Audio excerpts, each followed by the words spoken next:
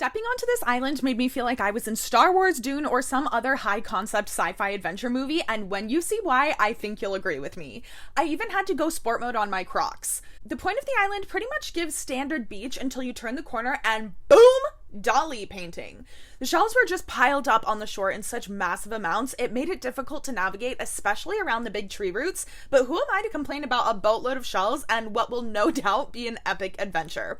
We got straight to work using our various techniques. I tend to be pretty picky. I know what I like, but I love to be surprised, so it either needs to be one of my favorite shells in perfect condition, or something I've never seen before and become enamored with immediately.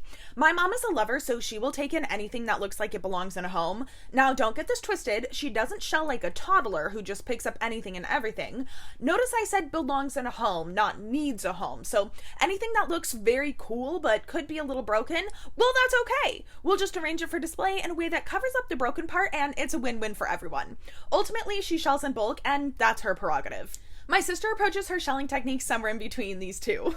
We were finding some really cool shells all along the shore. My sister even found an intact sand dollar in one of the piles, which was a genuine miracle considering the terrain these shells had to cross to get there.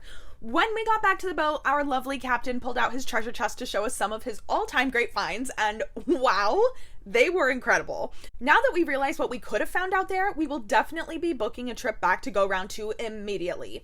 Our shelling tour concluded by taking the long way back to the dock. It's so nice to be able to sip on some cold water and feel the wind through your hair on the way back from a long morning of being bent over. At this point, it was only 10 o'clock, so we decided to head to breakfast when we were stopped by the cutest little owls I have ever seen. We saw the signs for low-flying owls when we arrived the night before, but I immediately thought tree nesting owls instead of burrowing owls. Breakfast was delicious, but we all ended up crying with laughter after a small salt mishap over my mom's omelet.